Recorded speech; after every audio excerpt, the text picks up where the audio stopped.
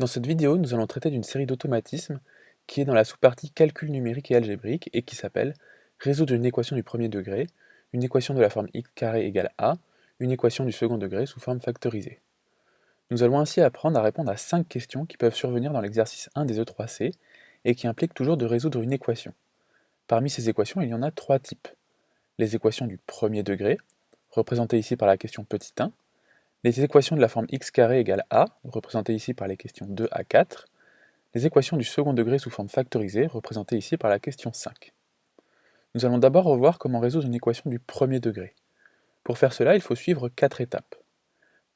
Passer tous les termes en x d'un côté du signe égal et tous les termes constants de l'autre côté du signe égal. Ensuite, réduire les expressions. Diviser à gauche et à droite par le coefficient devant x. Puis simplifier les fractions si besoin. Parfois, ça ne sera pas nécessaire. Appliquons maintenant notre méthode pour résoudre l'équation donnée dans l'énoncé en début de vidéo. Première étape, on passe tous les termes en x à gauche du signe égal et tous les termes constants à droite. Ici, nous avons le terme moins 5x qui va rester à gauche. Pour faire passer ce moins 2 à droite, je vais additionner 2 à gauche et à droite. Cela va me supprimer le moins 2 à gauche et à droite, je vais voir apparaître un plus 2. Pour faire passer le 7x à gauche, je vais soustraire 7x à gauche et à droite. Cela va me supprimer le 7x à droite et me faire apparaître un moins 7x à gauche. Enfin, le plus 4 reste à droite, ce qui me donne finalement moins 5x moins 7x égale 4 plus 2. Deuxième étape, je réduis. J'obtiens donc moins 12x à gauche et 6 à droite. Troisième étape, je dois diviser à gauche et à droite par le coefficient devant le x. Ici, le coefficient devant x est moins 12. Je divise donc par moins 12 des deux côtés, ce qui me donne x égale 6 sur moins 12. Quatrième étape, je simplifie la fraction pour obtenir x égale moins 1 sur 2. Je n'oublie surtout pas de conclure la question. On me demande de résoudre une équation, je dois donc écrire une réponse sous la forme S égale et donner les réponses. Ici j'ai un nombre fini de solutions, donc je vais utiliser des accolades. J'écris donc S égale moins 1 sur 2 entre accolades. À présent, nous allons revoir comment résoudre une équation de la forme x au carré égale a. Ici c'est assez facile, il n'y a que 3 cas possibles.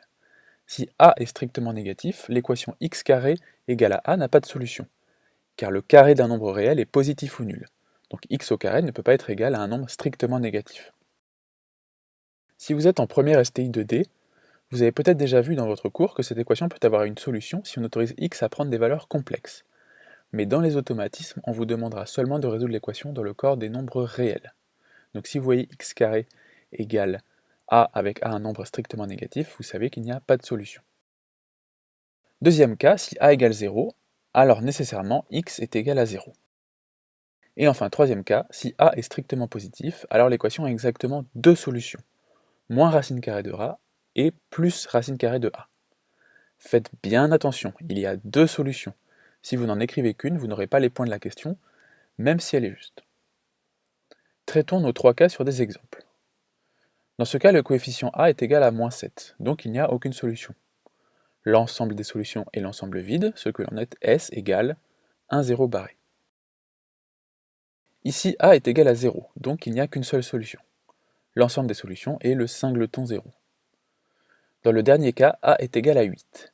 Il est strictement positif, donc il y a exactement deux solutions, moins racine carrée de 8 et plus racine carrée de 8. Comme le nombre de solutions est fini, on utilise à nouveau le symbole des accolades pour écrire notre ensemble de solutions. Dernier cas de figure, on peut vous demander de résoudre une équation du second degré sous forme factorisée. Dans ce cas de figure, vous allez suivre trois étapes. La première consiste à identifier les facteurs. La seconde est importante, il faut se rappeler qu'un produit de facteurs est nul si et seulement si l'un des deux facteurs est nul. Ce que cette phrase signifie, c'est que si vous multipliez un nombre a par un nombre b et que le résultat vaut 0, alors soit c'est a qui est égal à 0, soit c'est b, soit c'est les deux à la fois. Cela nous sera très utile, car cela va ramener notre problème à la résolution de deux équations du premier degré, ce que nous ferons dans la troisième étape. Regardons comment appliquer cette méthode dans l'exemple donné en début de vidéo. En 1, nous devons identifier les deux facteurs. Ici, les deux facteurs sont 2x plus 1 et moins 6x plus 4.